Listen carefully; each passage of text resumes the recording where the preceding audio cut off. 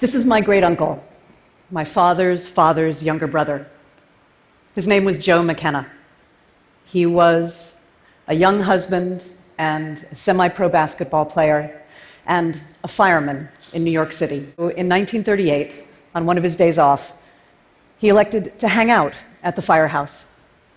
To make himself useful that day, he started polishing all the brass, the railings on the fire truck, the fittings on the walls, and one of the fire hose nozzles, a giant, heavy piece of metal, toppled off a shelf and hit him. A few days later, his shoulders started to hurt. 2 days after that, he spiked a fever. The fever climbed and climbed. His wife was taking care of him, but nothing she did made a difference, and when they got the local doctor in, nothing he did mattered either.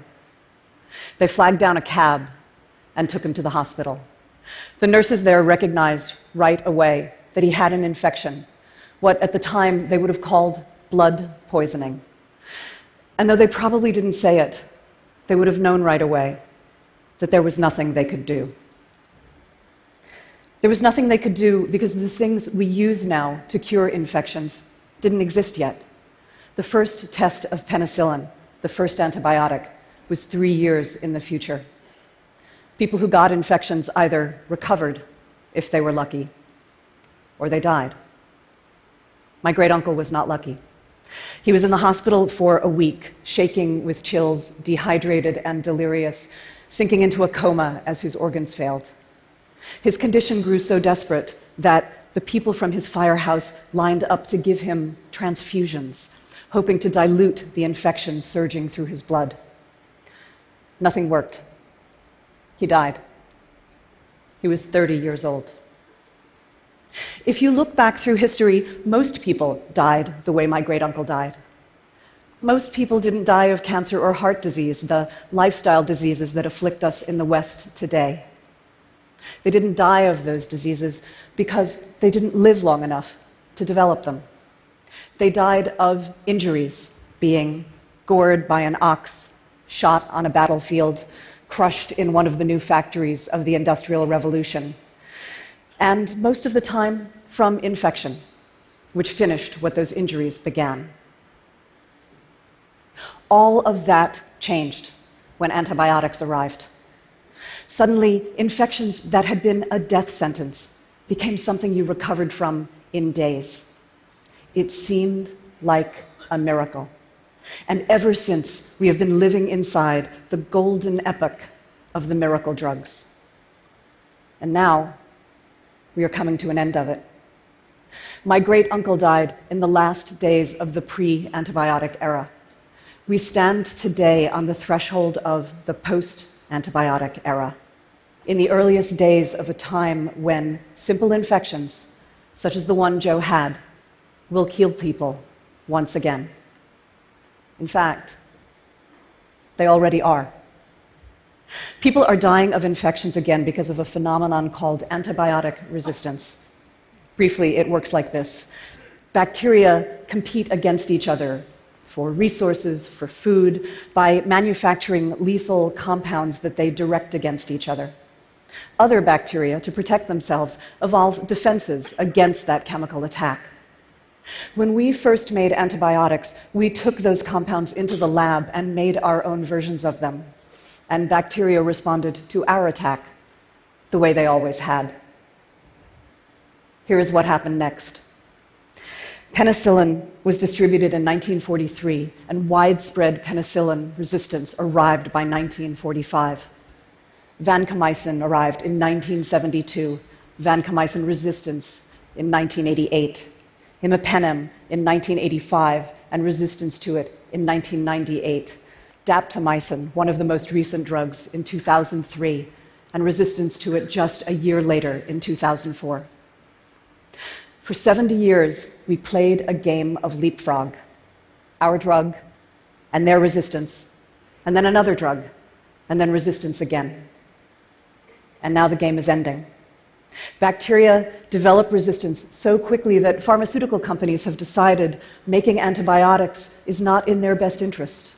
So there are infections moving across the world for which Out of the more than 100 antibiotics available on the market, 2 drugs might work with side effects, or 1 drug, or none.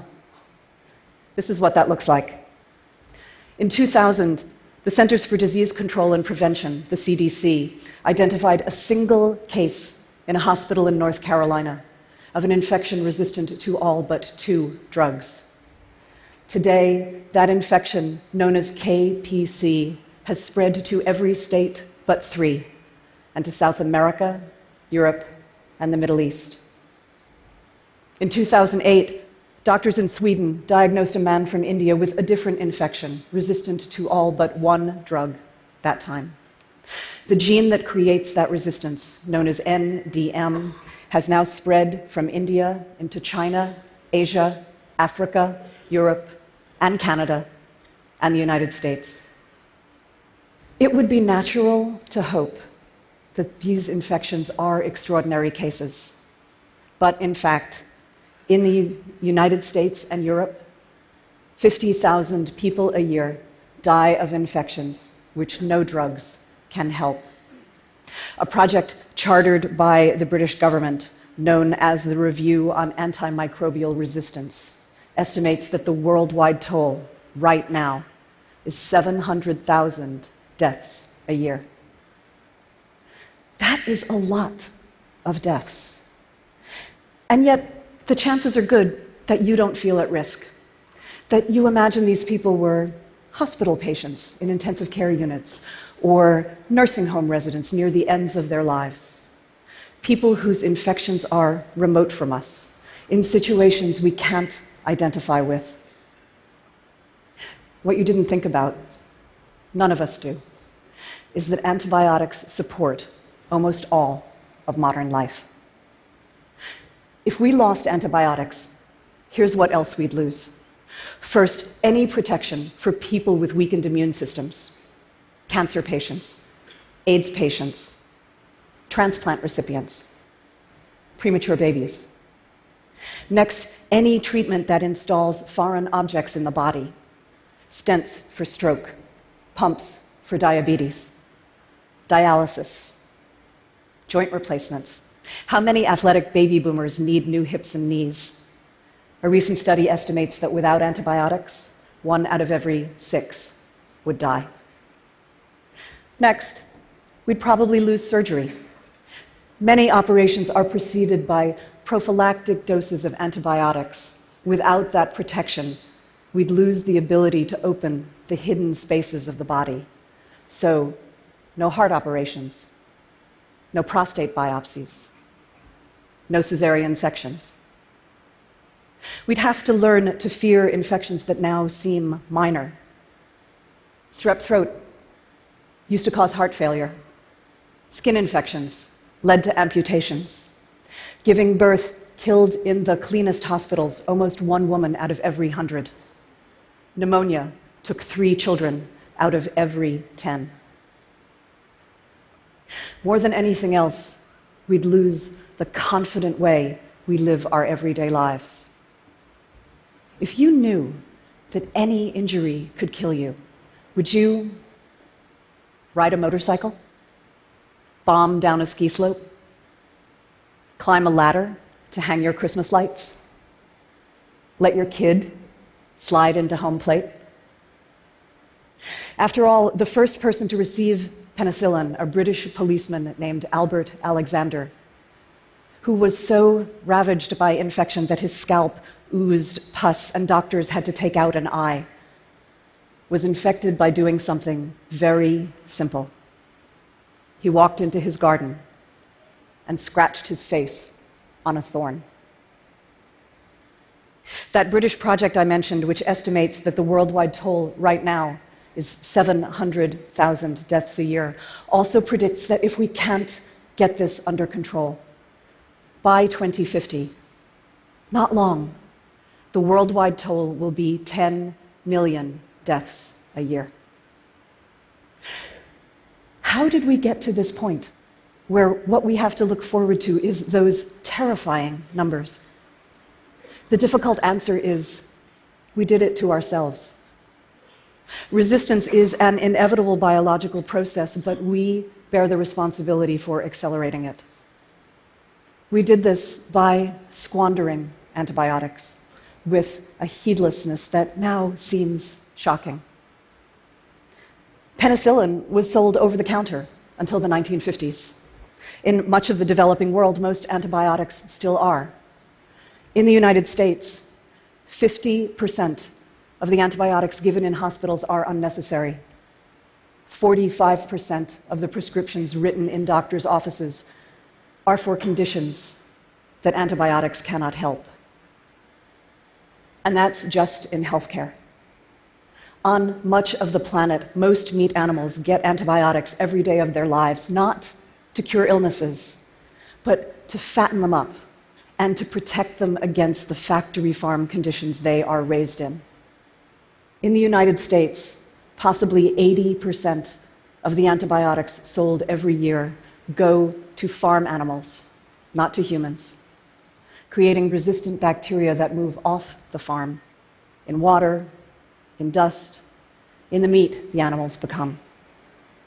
Aquaculture depends on antibiotics too, particularly in Asia, and fruit growing relies on antibiotics to protect apples, pears, citrus against disease. And because bacteria can pass their DNA to each other, like a traveler handing off a suitcase at an airport, once we have encouraged that resistance into existence, there is no knowing where it will spread. This was predictable. In fact, it was predicted by Alexander Fleming, the man who discovered penicillin. He was given the Nobel Prize in 1945 in recognition. And in an interview shortly after, this is what he said: "The thoughtless person playing with penicillin treatment is morally responsible for the death of a man who succumbs to infection with a penicillin-resistant organism."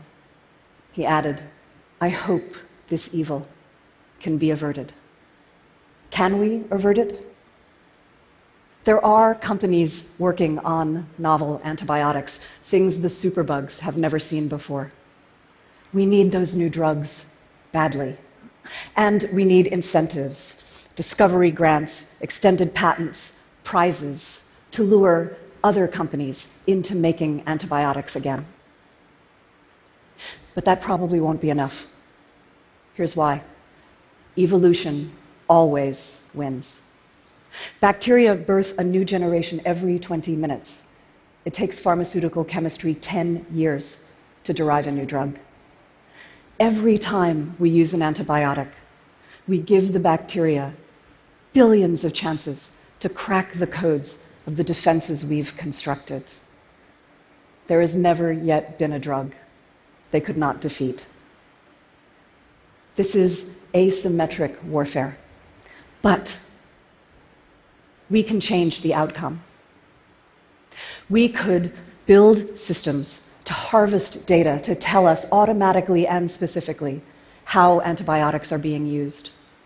We could build gatekeeping into drug order systems so that every prescription gets a second look. We could require agriculture to give up antibiotic use. We could build surveillance systems to tell us where resistance is emerging next. Those are the tech solutions. They probably aren't enough either, unless we help. Antibiotic resistance is a habit. We all know how hard it is to change a habit. But as a society, we've done that in the past. People used to toss litter into the streets, used to not wear seatbelts, used to smoke inside public buildings. We don't do those things anymore.